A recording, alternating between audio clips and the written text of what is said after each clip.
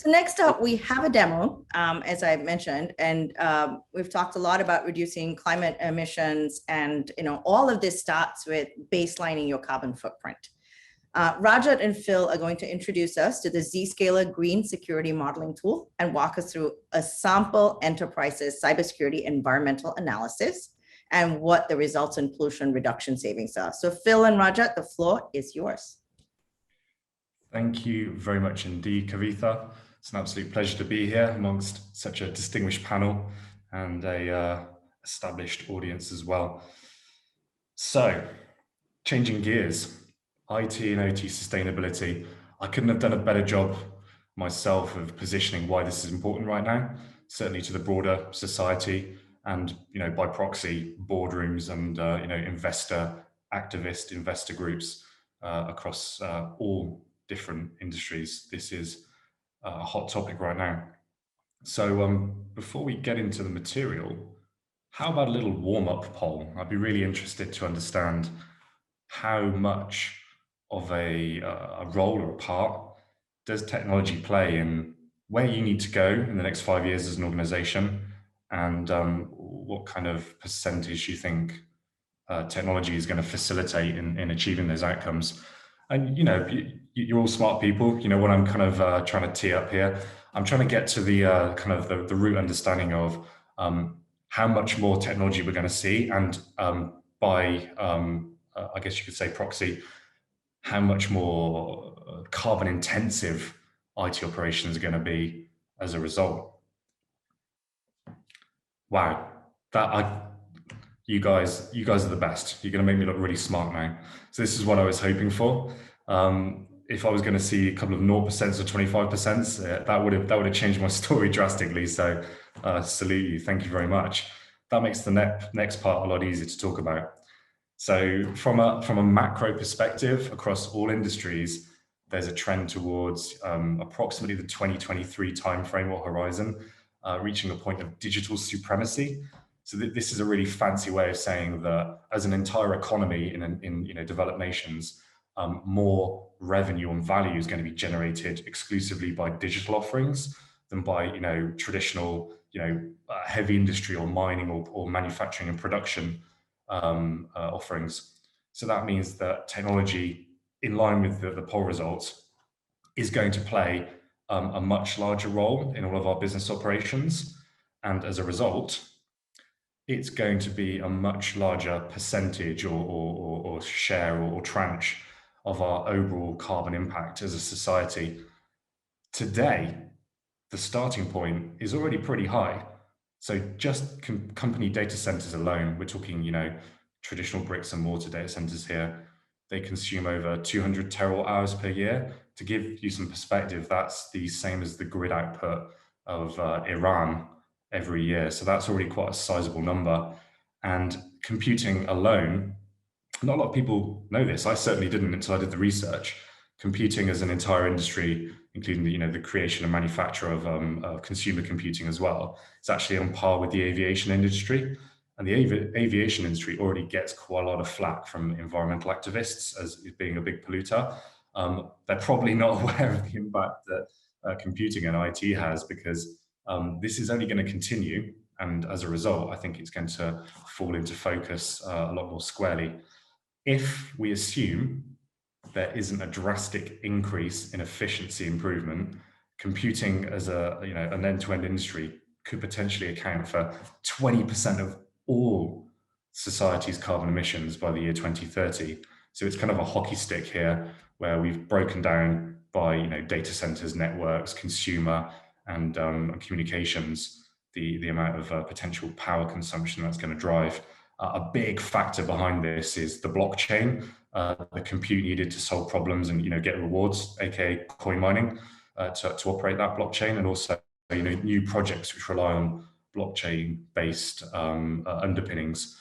So this is only going to move in one direction, and that direction is towards, regardless of what industry you're in, whether you're in, like I said, production, heavy industry, mining, where traditionally the biggest slice of your power consumption was general business operations, you're going to generate more money from digital. You're going to do more with technology to drive the outcomes your organization wants. and in line with the whole of the direction of society, that means a much bigger chunk of your carbon footprint is going to come from IT. So what the hell does any of this have to do with security? Well, it must necessarily follow that if you're doing more with tech, you're doing more with data, you're connecting more systems and you're connecting to more external entities to get value from that data, you're going to need some more security to go with that.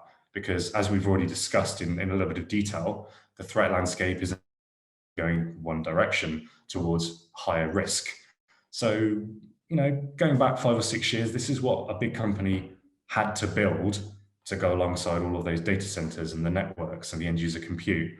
It was a big old spider's web of interconnected appliances, load balancers, SSL inspection, proxies, firewalls, DLP servers, sandboxes, et cetera, in order to facilitate that growth in technology. So the security capacity demand went in lockstep with adoption of IT.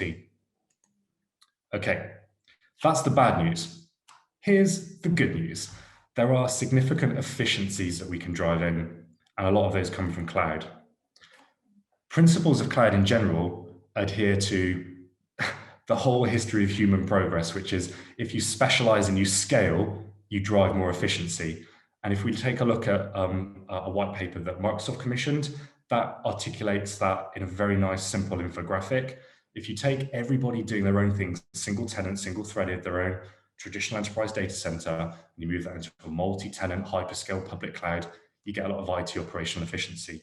You can also buy the best, most power efficient equipment with the highest processing density for CPUs and memory, etc. And then you can run that in a really fine-tuned, well-operating way. Then you can plug in some waterfalls and some windmills, and you can even drive that down to potentially high 90s in terms of efficiency, just from the principles of public cloud. And a lot of our customers have already been on that journey or completed that journey if they're more advanced around application transformation, moving to public cloud. But what they might necessarily not have done is done that for their security stack. This is where Zscaler comes in. So we adhere to all of those principles of a hyperscale multi-tenant cloud with incredibly high capability density. So we connect people to things, people to applications, and things to things. We're a digital exchange which operates on the principle of no trust. That means that you have to meet a certain condition, certain posture, your identity must be passed before you are afforded the luxury of any kind of network connectivity and communication to the resource that you're asking for. So that means that you don't need all of those boxes daisy chained together in order to provide a secure experience for that additional IT that you're bringing on board to achieve the outcomes that you want. What do we do that's specific and unique? We have, if you've had the pleasure of doing an executive briefing in our San Jose office, and hopefully that will come online again as COVID starts to retreat, you'll see a wall of patents. And many of those patents relate to our ability to perform single scan multi-action. So avoiding all the technical jargon here, it means that packet in, scanned, all capability executed. You don't need to chain multiple different appliances, multiple different together in order to get the outcomes you want from your security stack. So all of those cloud principles are further enhanced and made more efficient by the fact that we scan stuff once and you get the outcomes that you need. So putting all that into perspective, more power, more usage of IT, efficiencies can be achieved with general principles of cloud, and Zscaler adheres to those, as well as offering unique advantages around traffic processing density and capability density. Back to some of the things that Bill was talking about, that is the crux of what we're here today. How do you measure that? How do you then account that against your ESG requirements? Well, that's where I hand over to my esteemed colleague Rajat to give you more detail on that topic. Hey, thanks, Phill. It's a pleasure to be here. Just to sum up what Phill mentioned, Zscaler's commitment to the environment begins with its operational efficiency, right? It continues with Zscaler Cloud Platform Operations, which enables Zscaler to pass the value of its own environmental efficiency onto its customer. In order to lend a structure to our sustainability efforts and bring all the pieces together, what we have discussed so far, Zscaler has devised an energy reduction model, which comprises of 3 broad pillars: platform efficiency, facility efficiency, and last but not the least, logistics and operational efficiency. Now let's discuss these three pillars in more details. The platform efficiency pillar captures the reduction in energy consumption due to lower power and cooling needs enabled by Zscaler. Now, what we have seen the different customers and prospects, there's legacy hub and spoke architecture, having multiple data centers and a number of security appliances. But these appliances need a lot of power and cooling, as you know, JP was mentioning, on an ongoing basis. As Zscaler can remove the legacy security stack altogether and combine with the fact that we have the highest processing density for multi-tenancy activities, we enable a lot of reduction in the power and cooling requirements. And that's what we capture in this pillar. Talking about facility efficiency, the traditional data centers, which host the appliances, operate at a much higher power usage effectiveness, PUE, which essentially means the facility has to pump in higher energy in order to make the appliances work. Zscaler data centers are much more modern, hyperscale data centers, which operate at a much lower PUE and are less wasteful in terms of energy consumption. And that's what we typically capture in this pillar. Logistics and operational efficiency covers end-to-end useful life cycle of the appliances, right from the procurement to the maintenance of appliances, and finally, responsible recycling and disposal. Now, the procurement life cycle involves packaging, using polystyrene fillers and all that stuff, and shipping the appliances by various means. But with Zscaler, there is no globe-wide shipping and packaging required. On the maintenance side of things, there's no need to service the appliances through regular on-site visits, which you traditionally see in the remote data centers. All that stuff goes away with Zscaler. And finally, Zscaler follows responsible recycling and disposal principles, which can potentially contribute to reduce the environmental hazards. Now,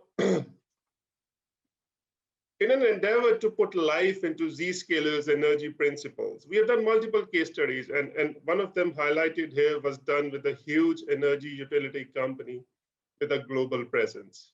Net, we were able to, approximately reduce 75% energy consumption, and the megajoule reduction equated to, 3.7K pounds of coal burn, so many, barrels of oil consumed, so on and so forth. The positive impact which we were able to make on the environment was huge. Now, just a brief on how we went about calculating this. This customer had the legacy architecture, and we were able to displace over 90% of the appliances. When we compared the energy usage of the legacy appliances, we were able to reduce more than 70% energy consumption out there. Phill, you might need to go back to the previous slide.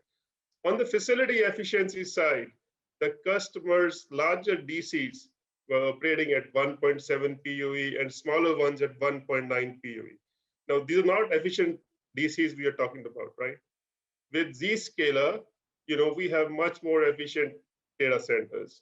And we were able to give back a lot of, megajoules there.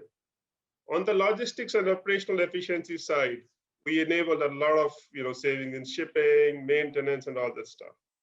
The carbon footprint, which we were able to reduce, was tremendous. Now, moving on to the next slide, how did we do it? We have developed a lot of tools and templates to capture the impact. You just saw. If you see the top two screenshots, we have developed our own indigenously built calculators, which capture all these three pillars. We kind of collaborate with the customer, figure out, how many appliances we can take out, what their PUEs are and all that stuff. And we fill that into these, Excel-based calculators and ascertain the benefit which we can provide to the customer. Also, if you look at the bottom two screenshots, we have developed real-time reporting of the energy consumption by Zscaler Cloud, including the energy procured from renewable sources. All these tools put together help us figure out the benefit we can deliver to the customers and prospects on the environmental front. Moving on to the next slide. So, what's the way ahead? We are looking to do more of these case studies, surely. And also we We shall continue to make Zscaler DCs more efficient. And our target is to enhance the procurement from renewable sources of energy to more than 95% in the near future. We shall soon be launching a white paper on Zscaler's sustainability efforts. Now, that's all I wanted to cover, and I will like to give it back to Kavita to close this session. Thank you, Rajat and Phill. I think that was extremely informative. So we're coming to the close of our session, and I wanted to obviously thank JP, Les, and Bill for sharing your perspectives and setting the context and the background for the discussion today, and for Rajat and Phill for bringing it home by showing us kind of real practical and empirical ways for us to put this into action. I also want to thank all of you who have been with us for the last hour attending the session. Now, if you've missed any part of the episode or would like to rewatch it, please visit cxosummit.zscaler.com, and we will be posting the recording soon on the site. We also invite you to continue the conversation by joining your IT leadership peers in the private Zscaler CXO community that we've created on LinkedIn for you, where you can engage with your like-minded peer innovators and share your secure digital transformation best practices. And in concluding the session today, I would love to invite you all to visit the new CXO Revolutionaries website at revolutionaries.zscaler.com for a robust set of actionable best practices and insights from all your fellow CXO practitioners and leaders. And from all of us here at Zscaler, do take care, stay safe and healthy, and we will see you on July 21st for episode 3, where we'll discuss productivity, efficiency, and speed, and why digital experience matters. Until then, bye everyone.